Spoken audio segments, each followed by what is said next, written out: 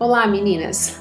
Espero que vocês tenham desfrutado da primeira palestra que nós já tivemos.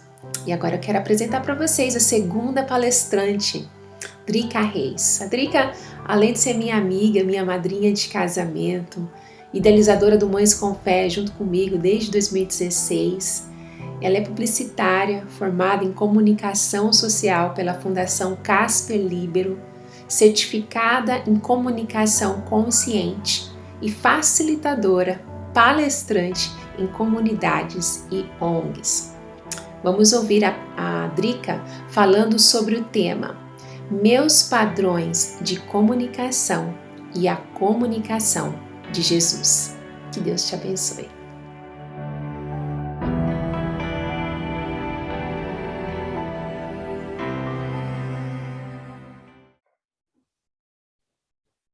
Olá, tudo bem com vocês? Meu nome é Drica Reis e eu vou falar com vocês sobre a nossa comunicação e a comunicação de Jesus. Primeiramente, obrigada a todos que estão participando do segundo movimento Mães com Fé. Eu também faço parte do ministério juntamente com a Tati Camargo e é um prazer estar aqui também fazendo essa palestra com vocês. Espero que este conhecimento que vou compartilhar com vocês sirva, né, para que você cresça, para que você desenvolva seus relacionamentos, e que eu possa contribuir um pouquinho para vocês. Vou fazer uma breve introdução. A gente começa a falar por volta dos 2 anos, né, tem crianças que menos, tem crianças que mais, a gente já começa lá a querer falar as primeiras palavras, né, mas é bem possível que a gente chegue na nossa vida adulta sem conseguirmos nos expressar de forma eficiente, de forma clara, de forma efetiva e também de forma compassiva. É bem possível que a gente chegue sem saber fortalecer nossos vínculos através de uma boa comunicação. Por quê, né? Existem algumas coisas na nossa comunicação que às vezes a gente não percebe. São padrões que a gente traz, são referências, né, a nossa humanidade também, que grita, né, e, por exemplo, né, a gente tem o costume de, quando a gente quer comunicar que a gente está chateado, ou que a gente não está feliz com alguma coisa, a gente ficou, de certa forma, ofendido, a gente tem o costume de fazer o outro se sentir mal, ao invés de procurar uma comunicação efetiva, uma comunicação clara, para que o outro entenda, né, o que a gente está precisando, a nossa necessidade, a gente tem esse vício, esse hábito de fazer o outro se sentir mal, esperando que ele entenda o que a gente quer comunicar, né? Será que isso é eficiente, né? Uma outra coisa, né, uma outra característica da nossa comunicação é a manipulação. Muitas vezes a gente se comunica com o outro, mas a gente está mais preocupado no que a gente vai obter com aquela comunicação, para obter aquilo que a gente quer, né? De certa forma, a gente está manipulando o outro. Uma outra coisa, assim, quando a gente vai resolver conflitos, por exemplo, a gente acaba, ao invés de falar de nós, ao invés de falar o que a gente precisa, ao fazer um pedido, a gente costuma atacar o outro, rotular, falar, assim, coisas sobre o outro. Nós não falamos sobre nós falamos sobre o outro, né? E tudo isso, né, todas essas coisas que eu citei, né, tem mais coisas também, né, são algumas características que vão construindo nossas relações, né, o que o outro vai percebendo na gente, né, a gente vai, de certa forma, construindo, né. Então, às vezes, assim, não é só um tom de voz baixo que a gente quer usar, a nossa intenção de não magoar, mas, assim, são coisas muito sutis que estão intrínsecas em nossas relações, né, em nossa comunicação. A gente acaba violentando o mundo interior do outro, né, através de nossas atitudes e nossas palavras. E o objetivo aqui é a gente fortalecer nossos vínculos, a gente abrir nossas relações, né, a gente construir novas relações, a gente fortalecer as relações que a gente já tem e que a gente ama. Então, eu vou começar apresentando para vocês. Eu uso a árvore na minha comunicação, porque ela representa muitas coisas, né? Esse é o logotipo que eu escolhi para me representar, né? a comunicação consciente. Por quê? Quando a gente tem consciência das nossas raízes, né? Quando a gente tem consciência dos nossos padrões, daquilo que a gente traz com a gente, daquilo que a gente usa, né? O porquê que a gente usa uma certa forma de se comunicar, tudo isso representa para mim a árvore, né? É a árvore relacional. Então, representa a consciência que a gente cria durante a nossa vida, né? E que sempre há tempo, né, de ter essa consciência. A partir do momento que a gente tem essa consciência dos nossos padrões relacionais, é muito mais, o caminho é mais, digo, não fácil, né, mas o caminho fica mais aberto, a gente fica mais aberto a entender e a mudar certas coisas nas nossas relações. E aí, a partir do momento que você entende, né, que você tem consciência das suas raízes, né, como aconteceu o percurso do desenvolvimento da comunicação na sua vida, né, você vai começar a olhar o outro diferente também, e isso que é bacana na comunicação consciente. Então, o que é a comunicação consciente na prática, né? É a forma da gente se expressar de forma mais autêntica, quando a gente se expressa de forma mais autêntica. Você pode observar as crianças, como elas são autênticas, né, em sua expressão. Elas estão ali meio que exprimindo tudo que elas sentem, expressando tudo que elas sentem, né? Então, assim, quando a gente tem consciência, né, dos nossos limites, dos nossos sentimentos, que a gente está expressando, a gente começa a construir janelas ao invés de muros, né? Então, assim, ao invés de a gente só distanciar, só construir muros para distanciar as pessoas, sem muitas vezes consciência daquilo que a gente está fazendo, né? Por isso que eu falo de consciência, como é importante, né? Quando a gente tem essa consciência, a gente vai afastando, a gente vai criando muros. Então, qual que é o nosso objetivo aqui? É criar janelas, abrir janelas e criar pontes, né? Um outro ponto, né? A gente cria entendimento ao invés de desentendimento. A gente desenvolve mais o entendimento entre as relações do que o desentendimento. Mas isso não significa, vou deixar bem claro aqui, que é evitar conflitos. Não significa que a gente vai falar, não, é só aquela comunicação fofa, legal, eu não falo o que eu sinto para não ofender, e outro também não fala, né? E aquilo que vai criando barreiras, né? Sem a gente perceber. Então, não é isso, não é a gente vedar, né? Não é a gente abafar. É a gente saber comunicar aquilo que a gente está sentindo, é a gente saber comunicar de uma forma que o outro entenda, né? A gente se expressar de uma forma consciente, uma forma clara, uma forma que a gente não atropele tudo, não acabe com as relações, né? E uma outra coisa é a conexão ao invés da desconexão, né? É você conectar, é você preservar os seus vínculos, é esse que é o objetivo de uma comunicação consciente. Então, quando que a gente se expressa mal? Como eu falei, né, quando a gente não tem consciência de nós mesmos e do outro. Quando a gente não sabe o que a gente está falando, por que a gente está falando, e a gente vai falando sem saber, sem ter consciência do porquê que você está trazendo dessa forma, porque seu padrão relacional é dessa forma, porque você fala sempre desse jeito, né? Quando a gente também tem um outro ponto, é uma certa dose de analfabetismo emocional. Eu vou explicar ponto por ponto. E terceiro, quando a gente não tem responsabilidade afetiva. Então, vamos lá, o primeiro ponto, consciência de nós mesmos e do outro. Quando não temos consciência de nós mesmos, as coisas não vão bem. Por quê? A gente não sabe o que está acontecendo no nosso campo interno. Então, é impossível a gente conseguir comunicar algo que a gente não sabe, que a gente não entende, né? Segundo, tendo essa consciência, vamos ajustando o nosso discurso e gerando conexão, através de relações mais saudáveis. Segundo, o analfabetismo emocional. Então, a gente tem o costume de negar muito as nossas emoções, né? A gente define como boa ou má. A gente não procura entender qual a necessidade humana que não está sendo atendida, qual o sentimento que gerou aquela emoção que eu estou sentindo, né? Aquele sentimento. Por exemplo, eu estou sentindo inveja, eu estou com raiva, porque eu estou trabalhando demais e a minha amiga está viajando, ou meu marido não está me ajudando, um exemplo corriqueiro. Por exemplo, qual que é a necessidade que está por trás de tudo isso, desse turbilhão de coisas que você está sentindo? É o cansaço, muitas vezes você só está cansado. Então, a gente sabendo, tendo consciência dessa necessidade nossa, né, que são necessidades básicas humanas que ninguém consegue viver sem, que é descansar, que é se divertir, que é comer, que é dormir. Então, muitas vezes, quando essas necessidades básicas humanas estão tiradas da gente, vem emoções, né? A gente nota isso muito claro nas crianças, mas a gente também. Então, é muito legal a gente ter essa consciência do que está acontecendo, né? Qual a necessidade nossa que não está sendo atendida.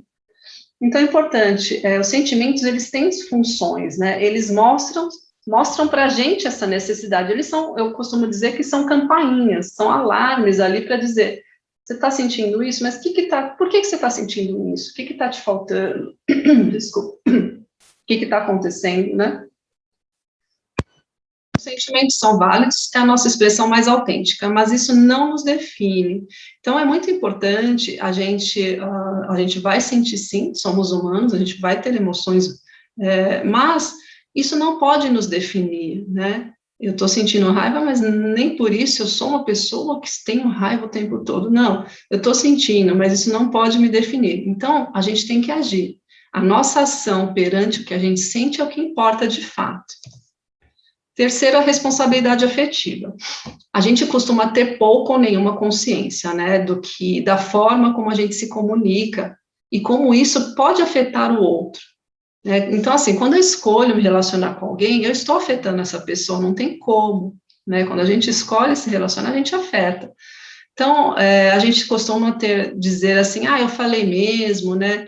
Eu falei isso, e se ele escutou diferente, se ele entendeu diferente, o problema é dele, o importante é que eu falei, o importante é que eu estou aliviada. Então, isso daí acaba desconectando as pessoas, distanciando, magoando, né? Então, enfraquece os vínculos, e não é esse o objetivo de uma relação saudável, de uma comunicação consciente. Então, toda a comunicação, ela pressupõe interação, né? Ela pressupõe que você vai observar o impacto do que você fala no outro, né? Então, é fundamental a gente ter este olhar para que a gente vá ajustando o discurso e gerando conexão.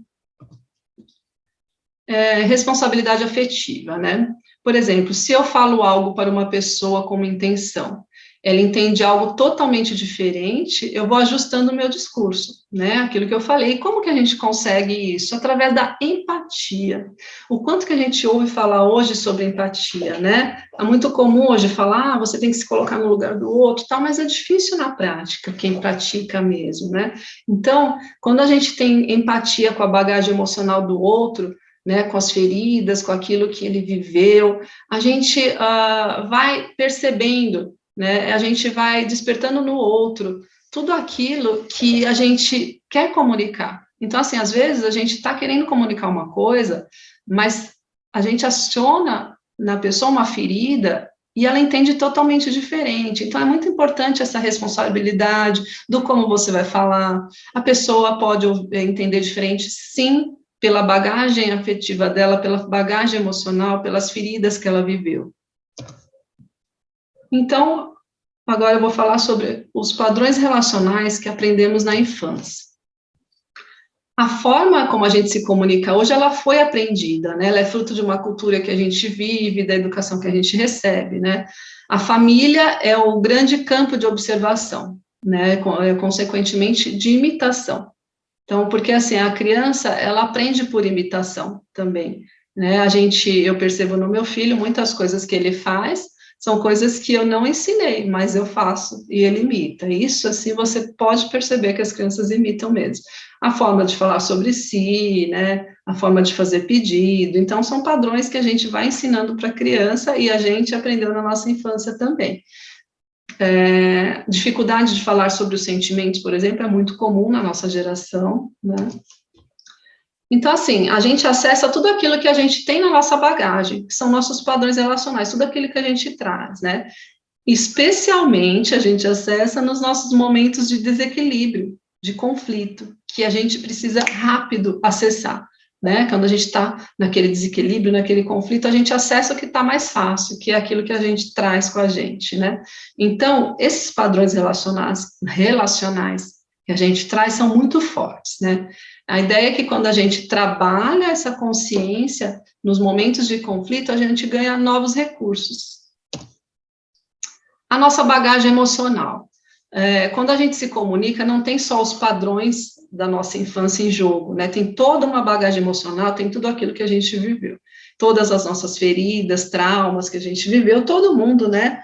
Querendo ou não, todo mundo algum dia viveu um trauma, e alguns são resolvidos, outras feridas não são, né? A Renata, como a Renata Ganoff colocou muito bem na primeira palestra, né? Sobre as nossas feridas, né?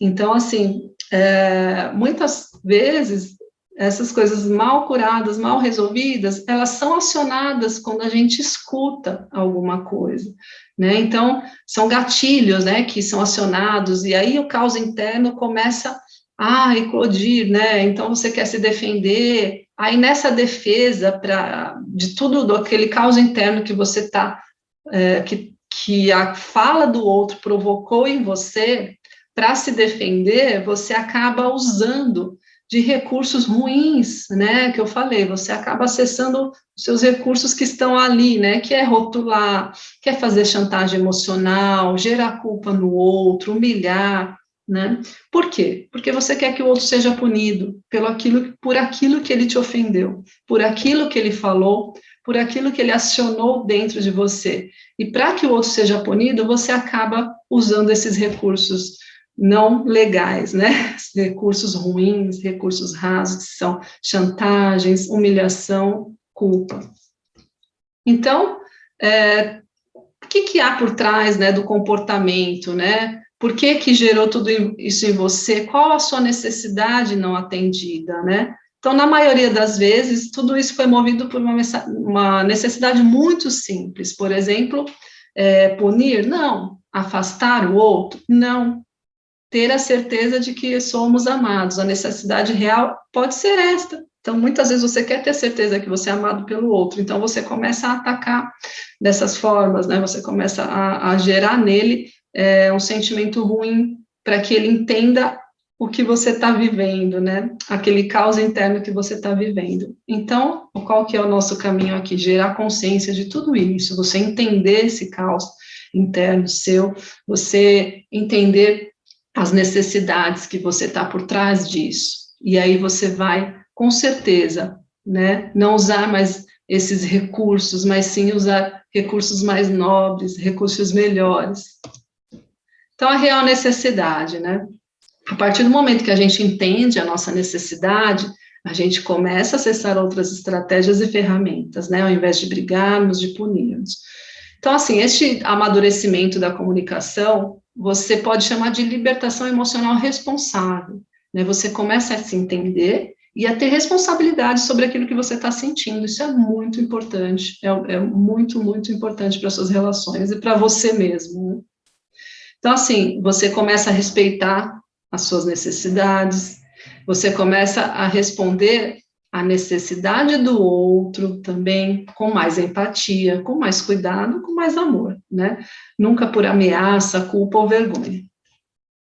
Então, assim, nem por isso a gente entendendo a nossa necessidade, né? Nem sempre o outro vai entender a nossa necessidade, mas o importante é que a gente está sabendo qual é, o importante é que a gente conseguiu colocar para o outro essa necessidade, o importante é que as relações ficam mais transparentes. Isso que é o mais importante. Não é que o outro vai mudar, que o outro vai começar a atender. Sim, pode acontecer. Quando você tem uma comunicação mais clara, quando você consegue colocar a sua necessidade, pode acontecer sim, a chance é muito grande do outro começar a atender a sua necessidade, vocês começarem a se entender melhor. Mas quando a gente não se conhece, a gente não sabe o que está acontecendo no nosso campo interior, fica tudo muito mais difícil, né? E nem sempre o outro vai atender a nossa necessidade, né? Mas as relações ficam mais transparentes. Então, quando eu percebo que o outro não está suprindo as minhas necessidades, por questões dele, né? Por questões pessoais que a gente tem que respeitar, ou as limitações do entendimento do outro, né? Então, fica mais fácil, né, de eu entender as minhas necessidades de outra forma também. Então, mudança de padrões relacionais, né? Ou seja, né, a nossa energia, ela fica gasta em solucionar as questões, né, e não ficar achando culpado, né, não se definir de quem é a culpa, de quem está certo, quem está errado, quem deveria ouvir mais, quem é mais carente. Então, a gente vai focando em resolver, né, não em achar o culpado, né, e não em rotular, em querer definir o outro, analisar o outro, né. Então, assim, uma super mudança de padrão vai acontecendo aos poucos ali, né, e, consequentemente, uma mudança no padrão relacional, no padrão das suas relações, da sua comunicação. Mas o que é empatia, né? Como que a gente, como eu citei anteriormente, que a empatia é muito importante para a gente entender as nossas necessidades e entender as necessidades do outro também, né? Então, a empatia, na verdade, ela requer que a gente se concentre na outra pessoa, né? A gente concentre a nossa atenção, a gente dá ao outro tempo e espaço de que ele precisa para se expressar e se sentir compreendido. Então, a gente consegue, quando a gente consegue praticar empatia, a gente consegue ouvir melhor, a gente consegue fazer com que o outro, né, fazer não, né, a gente consegue deixar mais fácil o caminho para o outro se expressar, a gente consegue deixar mais aberto o nosso ouvido, né, o nosso coração, né, e muitas vezes o nosso corpo mais presente, né, isso é empatia, a gente está ali de corpo e alma. E como que acontece essa empatia, né? Nós carregamos, tá? Todos nós julgamos, isso nunca a gente vai deixar de julgar, e isso é ótimo, é saudável, você é saudável, eu sou saudável, nós julgamos, né? Isso é bom, né? A gente ter julgamento. Só que muitas vezes a gente carrega muitos pré-julgamentos, por isso que a gente não consegue ouvir o outro, né? São muitas ideias pré-concebidas nossas, que a gente acha que tem que ser, o outro tem que ser, pensar como nós, né? Então, isso acaba gerando um julgamento sobre o outro, e às vezes um julgamento injusto, né? Então, assim, o comum, ao invés da empatia, a gente tende a dar sermão, conselho, querer explicar nossa própria posição, sentimento, né? A gente se fecha totalmente no nosso mundinho, no nosso próprio entendimento, para que o outro, e a gente quer que o outro entenda isso, a gente quer colocar na cabeça do outro isso não é empatia, né? Então, pouco ouvimos, a gente tem uma enorme dificuldade de ouvir. Então, como que a gente pode treinar essa empatia, né? Como que eu posso ouvir mais, como eu posso me colocar mais no lugar do outro, né? Eu enumerei aqui algumas dicas, se você quiser anotar. Primeiro, não fique o tempo todo pensando que você vai responder enquanto o outro estiver falando. Então, o que acontece? A gente vai conversar e o outro começa a falar e a gente está ali com a cabeça no que a gente vai responder, como que a gente vai consertar aquilo que a gente está ouvindo, como que a gente vai fazer o outro entender o que a gente quer que ele entenda, mas a última coisa que a gente está fazendo é ouvir, né? Então, a empatia não é isso, a empatia é quando a gente fica, né, ali com o pensamento, mesmo que venha o julgamento, mesmo que venham outros pensamentos na nossa cabeça, né, é difícil a gente, né, não é esvaziar a mente, tá? É a gente conseguir gerir tudo isso. Segundo, procure não julgar de imediato, não interrompa para corrigir, mesmo que você não concorde com o que o outro diz. Então, provavelmente, você vai conversar com o outro, você não vai concordar com tudo que ele diz, ou você vai achar aquilo muito, muito errado, vai ferir totalmente seus valores, seus princípios, e aí você já vai lá, já interrompe para corrigir a situação, aquela pressa, né? Então, quando a gente faz isso, a gente quebra a relação, porque a pessoa ela para de se expressar, ela para de querer dizer aquilo que ela queria, né? Porque você já julgou, você já interrompeu. Então, terceiro, sua maneira de comunicar, tanto verbal como gestual, deve deixar claro que está atento ao que ele fala. Então, quando a gente está olhando para o outro lado, quando a gente está olhando para a criança, quando a gente está olhando para a TV, para o celular, menos para a pessoa que está falando com a gente. Então, a gente tem que deixar claro nos nossos gestos, no nosso posicionamento ali, no nosso olhar, que a gente está interessado na pessoa, né, em falar, em ouvir. Uma outra coisa, no quarto ponto, é competir pelo sofrimento. Então, muitas vezes a pessoa vem falar para você um tipo de sofrimento e você fala, não, mas o meu foi muito pior que o seu, porque se você quebrou uma perna, eu quebrei duas, então você quer competir pelo sofrimento do outro, isso é muito comum. E geralmente é quando a gente tem alguma ferida aberta, por quê? Porque a pessoa tocou ali, ela falou para você, eu estou sofrendo com meu filho, tá? Mas eu criei sozinha meu filho, eu fazia tal coisa, eu ia para tal lugar, ninguém me ajudava, então assim, geralmente, essa competição pelo sofrimento é porque o outro também não está muito bem resolvido. Então, a gente tentar gerir isso dentro da gente, mesmo que essa emoção venha, essa vontade de falar da sua vida, a gente tem que ouvir o outro e parar um pouquinho para se concentrar na situação do outro. Sexto, procure acompanhar a linha de pensamento e não mude o rumo da exposição por causa de suas próprias inclinações ou necessidades. Então, aí vem a manipulação que eu citei logo no começo do vídeo, a gente está ouvindo o outro, mas a gente está preocupado como que aquela conversa vai te favorecer, vai suprir suas necessidades, suas inclinações, vai afirmar aquilo que você pensa, né? Então, a gente tem que ficar atento a isso. Sétimo, compreenda que somos diferentes. Admita que o outro tem seus valores, suas crenças, medos e preconceitos. Então, por exemplo, a gente vai conversar com uma pessoa de uma outra região, de um outro estado, de outro país, ele vai vir com uma bagagem totalmente diferente da sua, ele vai vir com preconceitos, ele vai vir com ideias, com uma religião diferente, com crenças, com valores, com medos. Então, a gente fala, poxa, mas eu não sinto assim, eu não sou assim, né? Por que você é assim, né? Nossa tendência é essa. Então, quando a gente compreende essa diferença do outro, a gente consegue ouvir melhor. O oitavo ponto, e o último, depois de fazer uma pergunta, é importante ficar em silêncio. Se o outro não responder de imediato, evite o impulso de preencher o silêncio com seus comentários.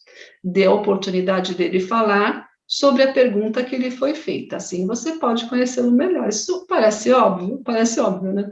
Mas a gente faz uma pergunta e às vezes a gente mesmo quer responder, a gente mesmo responde, eu já fiz muito isso. Então, a gente tentar evitar esse impulso de querer preencher o silêncio, né, que a pessoa, você perguntou, a pessoa está parada ali, está querendo falar, mas está com medo, ou não está sabendo o que falar, a gente tem um impulso de querer preencher esse silêncio rapidamente. Então, tentar esperar e segurar um pouquinho. Bom, agora eu vou entrar numa parte, né, que é o nosso título, né, os nossos padrões de comunicação e a comunicação de Jesus. Por que eu vou falar de Jesus? Porque Jesus, ele se comunicava de uma forma empática e com compaixão. Então, assim, para mim, é um dos melhores, se não for o melhor exemplo a gente seguir, né? Se a gente quer ser mais empático, se a gente quer ouvir melhor, se a gente quer aceitar melhor o outro, vamos ver o exemplo de Jesus, como que ele fazia. Então, eu trouxe aqui para vocês algumas coisas, alguns exemplos, tá? Eu queria deixar claro que falar de Jesus é muito profundo, né? Jesus, ele tem muitos ensinamentos, então, o que eu recomendo é que você leia a Bíblia para saber mais de Jesus. O que eu vou trazer aqui são alguns pontos, né, que eu vou pincelar rapidamente, mas você está convidado, te convido a conhecê-lo melhor lendo a Bíblia e conhecendo suas histórias, se deliciando em suas parábolas, né, em seus milagres e suas histórias. Então, historicamente, quem é Jesus? Historicamente, né? Você já pensou sobre isso? Quem é Jesus, né? Quem foi Jesus? Então, assim, quase 2 bilhões de cristãos proclamam a sua fé em Jesus. Isso é muito, né? Mais de 1 bilhão de islâmicos o honram como profeta. Teólogos judeus respeitados o consideram um grande rabino. Sua imagem pode ser vista até em templos hindus. Muitos líderes de seitas afirmam ser a reencarnação de Jesus. Então, Jesus, a figura de Jesus, o nome de Jesus, os ensinamentos dele, eles rodeiam a história, né? Eles mudaram a história. Então, ele não foi apenas um mártir, né? Ele foi uma pessoa que realmente revolucionou com as atitudes dele, com a comunicação dele. Jarolas Pelikan, professor emérito de História da Universidade de Yale, afirma: Jesus de Nazaré tem sido a figura predominante na história da cultura ocidental há quase 20 séculos. Não importa o que se pense ou acredite a respeito dele. O calendário da maioria dos povos se baseia no nascimento de Jesus, né? Que é o antes de Cristo e depois de Cristo, né? Todos nossos calendários se baseiam nisso, né? Ou seja, da maioria dos povos. É por seu nome que milhões de pessoas são amaldiçoadas e é em seu nome que milhões oram. Albert Einstein, né? Quem não conhece Albert Einstein? Olha o que ele declarou sobre os evangelhos. Sou judeu, mas estou encantado com a figura luminosa do Nazareno. Jesus é colossal demais para apenas de criadores de frases, por mais hábeis que sejam. Ninguém pode ler os evangelhos sem sentir a presença real de Jesus. Sua personalidade vibra em cada palavra. Os evangelhos, isso é muito interessante. Os evangelhos, eles retratam Jesus no mundo real. É um mundo de necessidades diferente da mitologia grega, né, dos mitos, né, das figuras mitológicas. Jesus, ele viveu assim, como nós mesmos, como humano, no meio de necessidades humanas, né, como falta de vinho no casamento, multidões famintas e pouca comida, pescarias fracassadas, falta de dinheiro para pagar impostos, e tudo isso, né, ele ali no meio, ele, né, se comunicando ali no meio de todas essas necessidades humanas, né. Então, eu separei aqui algumas características da comunicação de Jesus. Ele dirigiu seu olhar para as pessoas.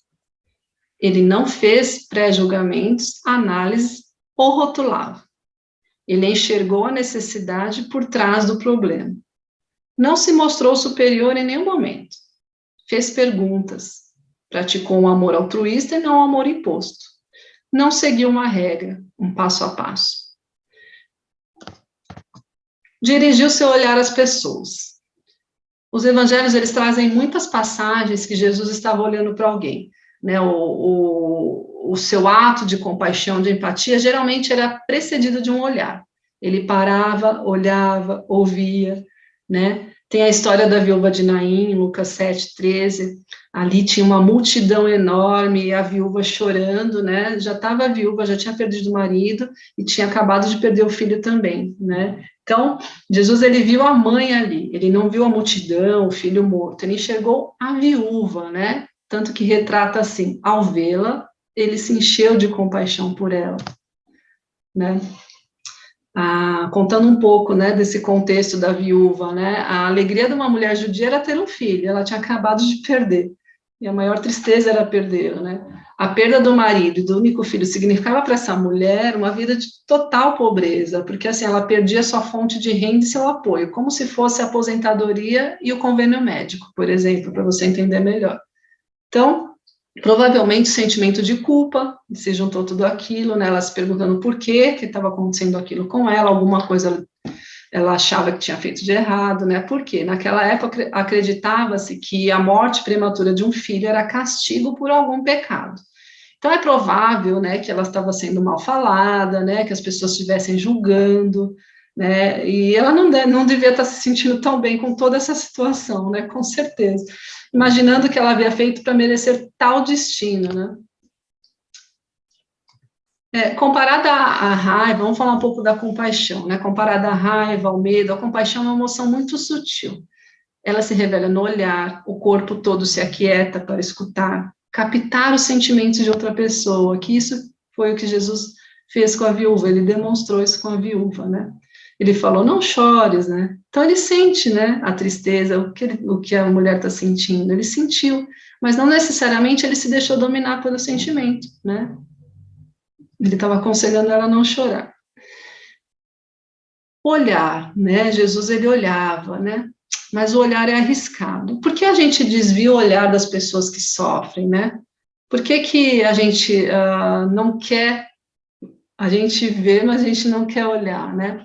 Porque, assim, por intuição, a gente sabe que o amor, ele leva ao compromisso, né? Então, assim, a gente paga um preço, né? Se a gente olha muito de perto, se a gente mostra muito interesse, a gente paga um preço, né? Que a gente vai estar assumindo compromisso, né? O que isso significa, né? Isso significa, muitas vezes, perder o controle da agenda, do dinheiro, do tempo, né?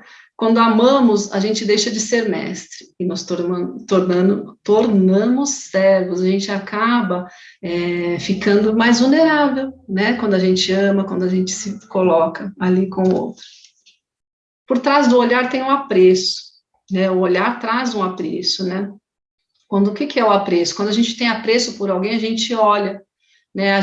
O olhar e a empatia se unem, né? A gente nota a pessoa e a gente se preocupa com ela. Então, a gente tem apreço por muitas coisas que não são valiosas, emprego, aprovação, investimento, carro, sexo, mas a nossa tendência é a gente não ter apreço pelas pessoas.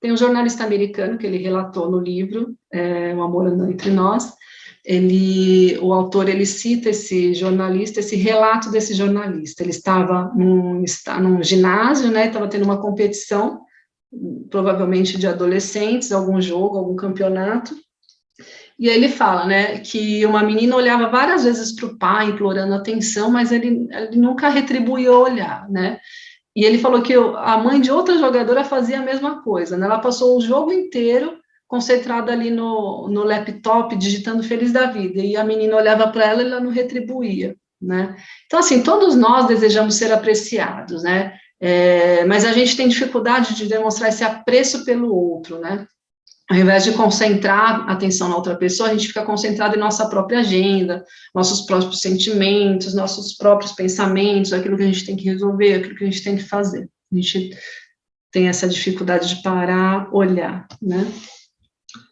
Eu vou citar uma passagem que é de João 9:7, uma passagem da Bíblia.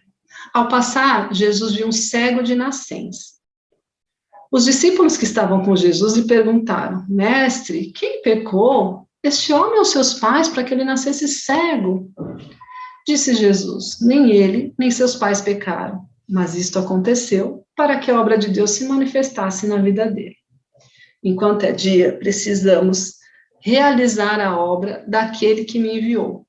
A noite se aproxima, quando ninguém pode trabalhar. Enquanto estou no mundo, sou a luz do mundo.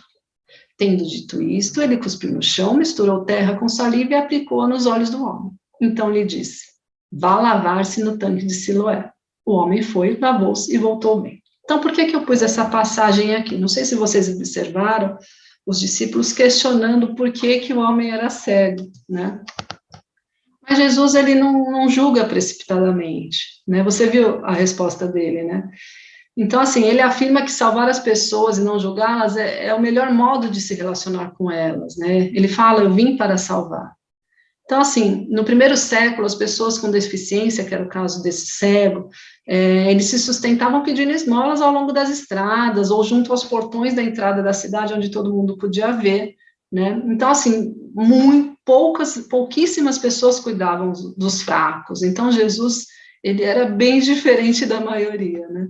Até os próprios discípulos questionavam ele, né? Mas esse homem, né? Ele fez alguma coisa de errado para ele estar assim, né? E Jesus foi lá e falou: não, ninguém pecou, né? É só para minha glória se manifestar. Por exemplo, Alexandre o Grande, os grandes heróis, as pessoas ricas, poderosas, que impunham sua vontade a outros, né? Eles não ajudavam, eles só impunham suas vontades, mas Jesus era diferente. Então, Jesus, o que ele faz? Ele olha para o cego sem dizer uma palavra, ele concentra sua atenção no cego, tempo suficiente para os discípulos começarem um debate sobre o homem, né? Eles perguntam a Jesus: quem pecou? Os discípulos automaticamente culpam o homem por sua cegueira. Jesus não queria achar o culpado. Então, quantas vezes nós fazemos isso, né? Quantas vezes nós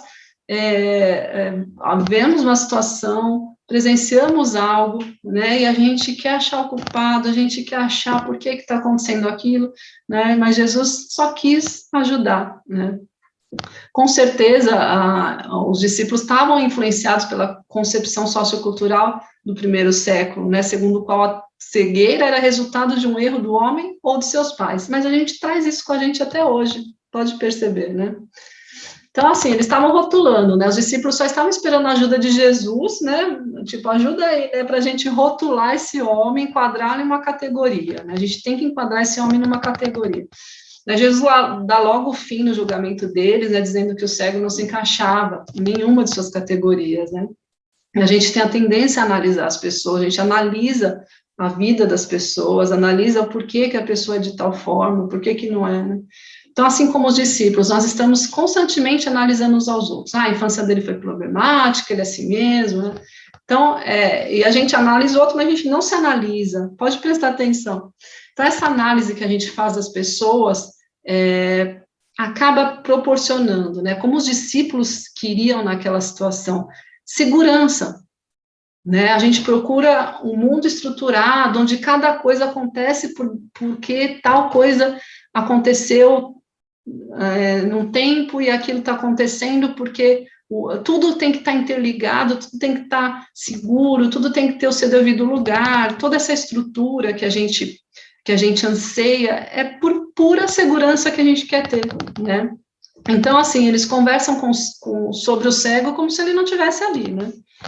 Então, Jesus, ele enxergou a necessidade por trás do problema, aquilo que eu falei, a gente tem que saber qual a necessidade que está por trás daquilo, né, por trás daquilo que está acontecendo, né, então, os discípulos, eles veem o cego, Jesus vê um homem que, porventura, é cego, os discípulos veem um assunto para discussão, Jesus vê uma pessoa, um ser humano igual a ele, né, os discípulos veem o pecado, ou seja, o resultado de uma obra humana, Jesus vê a necessidade, ou seja, o potencial para a obra divina. Os discípulos veem uma desgraça total e querem saber quem foi o vilão, quem foi o culpado. Jesus vê uma história incompleta, em que o melhor ainda está para acontecer. Então, é muito fácil a gente notar os erros dos outros, né? Analisar os outros, rotular. Mas será que esse primeiro olhar que a gente tem sobre o outro desperta compaixão, né? Disposição de ajudar ou promove crítica, distanciamento entre as pessoas. Então, quando a gente começa partindo da análise, do rótulo, do julgamento, a gente afasta, né? E muitas vezes inconscientemente, não é o que a gente quer, mas a gente acaba fazendo isso, né? Porque a gente quer um mundo seguro, estruturado, onde tudo tem explicação, né? Então, quando a gente desiste um pouco de julgar, a gente descansa no trabalho incessante de analisar o próximo, porque é muito trabalhoso você ficar analisando as pessoas, isso é cansativo, então não é para a gente, é para Deus, né? É Deus quem julga. Então não temos necessidade de saber o que há de errado com as pessoas, isso é tarefa de Deus, nossa tarefa é procurar entendê-las. Jesus não se mostrou superior, né? Ele dirige-se ao homem, faz um pouco de lama, toca seus olhos, se curva, se humilha para cuidar do homem, enquanto os discípulos se exaltam para julgá-lo, né? É um grande alívio admitir que perdemos o rumo, né? Então, assim, esse cego, ele estava ali querendo ser curado, né? Ele admitia que ele estava admitindo que era fraco. Então, reconhecer que estamos na pior significa deixar de fingir que tudo vai muito bem, né? Quando a gente começa a assumir, né, que a gente precisa, né? Que a gente precisa da cura, que a gente precisa de melhorar, que a gente precisa seguir um caminho, então a gente acaba, esse reconhecimento traz para a gente um desenvolvimento melhor, né? A gente começa a caminhar para o que é mais necessário para a nossa vida, né? A gente não fica o tempo todo tentando forjar, ou tentando mostrar aquilo que a gente não é, tentando tapar o que a gente está sentindo, né? O que a gente está precisando. Então, a instrução de Jesus é, relaxe, você é pior do que imagina, né? Então, assumir isso é muito bom, né? Porque todos nós né, temos essa tendência para o mal, a gente já nasce com essa tendência de fazer o mal, ou de julgar, de pré-julgar, de rotular, de querer achar o culpado. Então, todas essas nossas tendências humanas, né? A gente tem que assumir e falar, eu sou assim, mas eu quero melhorar, né? Eu quero ser como Jesus, por isso que eu trouxe Jesus aqui, para a gente ter uma referência, a gente ter um herói, para a gente ter um espelho, né, que dá para ser como Jesus, isso é mandamento, né? Então, assim, quanto mais perfeitos nos achamos, menos capacidade temos de exercitar a compaixão, isso é triste, né? Porque a gente se acha tão perfeito, que a gente faz tudo tão certo, que a minha vida está tudo tão certinha, que a minha família é toda tão certa, que fica muito difícil a gente exercitar a compaixão, porque a gente acaba falando assim, mas por que que o outro não é como eu? Por que que as coisas não acontecem comigo? Se ele fizesse o que eu faço, talvez seria diferente. Então, a gente acaba se achando superior. E isso acaba afastando as pessoas. A gente tem menos capacidade de exercitar a compaixão quando a gente tem esses pensamentos com a gente. Então, quando a gente reconhece que a gente não tem tudo sob controle, né? Que se a gente está fazendo, se as coisas estão bem com a gente, é porque há uma graça divina, né? Que Deus, ele é misericordioso, né? Então a gente consegue se envolver com as pessoas, porque a gente não se sente tão superior, né? Então, por consequência, a gente fica mais disposto a ajudar do que a dar conselhos, mais disposto a ouvir do que dar sermões, e, consequentemente, mais disposto a ser empático, a praticar a empatia. Jesus, ele faz perguntas, né? Não, nem sempre ele fez, não é uma regra, tá? Não estou dando regras aqui, né? Mas ele faz perguntas. Então, assim, ele se volta ao cego de Jericó, né? Ele não age como alguém superpoderoso, né? Pelo contrário, ele gasta tempo perguntando ao cego o que ele deseja, mas era tão óbvio, né? Ele pergunta, né? O que você deseja? Por que será que ele perguntou? Né? Porque ele quis entrar ali no mundo do cego, né? Ele quis ouvi-lo. Isso é muito legal, muito simples, né? Ele quis ouvir.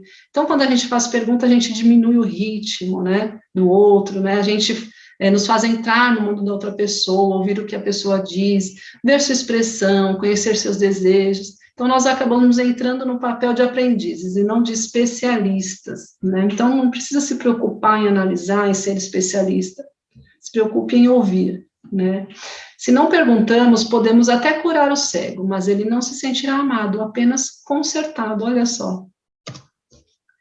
Jesus, ele não segue uma regra, né? Ter compaixão, empatia, é mais do que ser educadinho, do que ouvir.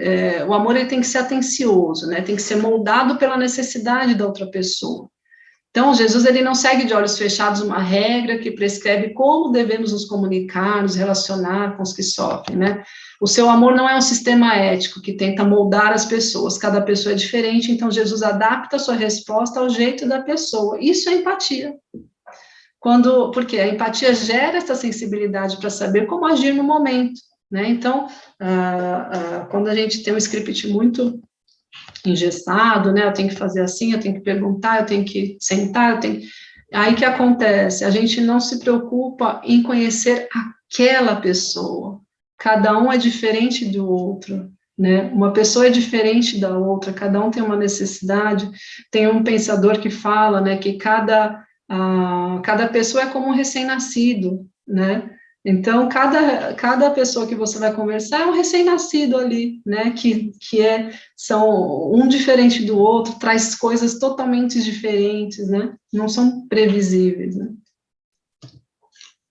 Jesus, ele praticou um amor altruísta, não era imposto o amor dele, né, muitas vezes quando a gente tenta ajudar alguém, a gente tem a tendência, assim, de colocar em posição superior, nos colocarmos em posição superior, né, onde a gente corre pouco risco, que é a tal da segurança que eu citei, né, que a gente procura, né, explicação. Então, ao invés de refletir como amar as pessoas, com as suas fraquezas, a gente pensa assim, como que essa pessoa pode ser diferente? E, geralmente, a gente quer que ela seja igual a nós, e isso não é empatia, né, isso é egoísmo, é individualismo, a gente querer que o outro seja como nós. É lógico, né, que a gente deseja o melhor para a pessoa, às vezes tem coisas na gente que a gente se alegra e que a gente quer que o outro também participe disso, né, e isso faz parte, né, isso faz parte da vida, isso é muito bom, só que quando a gente quer impor o nosso amor, quando a gente quer impor aquilo que a gente pensa, aquilo que a gente é para o outro, né, a gente não está permitindo que ele seja ele mesmo, que ele coloque suas necessidades, que a gente ouça, né, aquilo que é preciso. Então, o amor imposto, ele decide como e quando amar.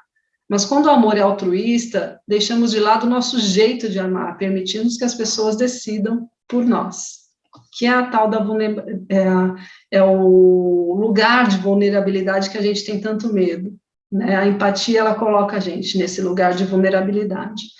Então, a vida de Jesus, ela não nos oferece uma fórmula pronta, né? A forma simplificada de amar, ela tiraria de nós a necessidade de nos empenharmos na pessoa. Então, se tivesse uma fórmula pronta, uma bula, a gente não ia ter necessidade de se empenhar pelo outro. É isso que Jesus fazia, ele se empenhava no outro, né? A gente quer tudo às claras, a gente quer, explique exatamente o que eu devo fazer, mas Jesus, ele lida e aceita as pessoas do jeito que elas são. Então, vamos aprender com Jesus. Um conselho meu, estude, tenha como referência a vida de Jesus, né? A maioria de nós, né, infelizmente, a gente não tem muitos bons exemplos de amor, né? A gente nem sabe mais o que é normal, o que é certo, o que é errado, mas Jesus, ele satisfaz essa nossa necessidade, né, de um herói, de alguém que seja bom, que seja forte, que transforme esse mundo, e a gente tem que querer isso. Nós, sendo como Jesus, nos espelhando na vida de Jesus, nós vamos, né, de pouquinho em pouquinho a gente vai transformando nossas relações, transformando principalmente o mundo ao nosso redor, né, pequenos espaços que a gente ocupa, né, seja no trabalho, dentro de casa, nas nossas relações. O meu conselho, de novo, né, aplica a compaixão e a empatia e colha bons frutos. O meu desejo do fundo do coração é que você colha bons frutos aplicando a empatia na sua vida, né, e permitindo-se ser curada, permitindo-se ser trabalhada, permitindo que Deus, muitas vezes, chacoalhe a sua vida, né, tire você um pouco do controle, né, desse controle que a gente quer ter, principalmente nós mães, né, desse controle sobre tudo, sobre a nossa família, sobre a nossa vida. Então, muitas vezes Deus quer tirar um pouquinho isso de você, quer mexer um pouquinho ali nas suas feridas, coisas que a gente segura, coisas que a gente não quer que ninguém mexa, que ninguém fale, deixa Deus trabalhar, deixa Ele entrar no seu coração, deixa Ele mostrar para você aquilo que você precisa enxergar, né, e aquilo que eu falei, a partir do momento que você começa a se enxergar, começa a ter consciência de você mesmo, né, Deus, ele te dá essa oportunidade, ele te ajuda nesse caminho. Peça para Deus sabedoria, peça para ele te mostrar, né, para ele colocar um espelho ali na sua frente, como que eu estou agindo, como que estão sendo meus padrões relacionais, como que eu estou me comunicando, né, e a partir daí você vai ver, Deus vai estar trabalhando na sua vida, vai te dando sabedoria, e vai mudando aos poucos as relações que estão à sua volta, né? Muitas vezes a gente quer que o outro mude, a gente acha que o outro precisa mudar, e precisa, muitas vezes precisa, mas bom, tem que, é a velha história, né? Tem que começar da gente. Então, a partir da consciência sua sobre os seus padrões, você pode ter certeza que você vai começar a olhar o outro diferente, e é isso que eu desejo para você. Deus abençoe. As fontes que eu usei foi a Bíblia Sagrada, o livro O Amor Andou Entre Nós, de Paul Miller, e o livro Comunicação Não Violenta, de Marshall Rosenberg. Recomendo, né, para quem quiser se aprofundar mais no assunto, a Bíblia, e para quem quiser conhecer mais sobre uma comunicação mais compassiva, né, uma comunicação mais efetiva, mais clara, leia esses livros, tá bom? E se você quiser me encontrar, meu Instagram é drica.comunica. Eu faço palestras voluntárias também em ONGs, igrejas, e se você quiser, né, entra lá no meu Instagram, vai lá no meu direct, manda uma mensagem para mim que eu respondo. Tem o meu e-mail também, drica.reis.comunica@gmail.com, e eu vou responder você com o maior prazer. Deus abençoe e obrigada pela atenção.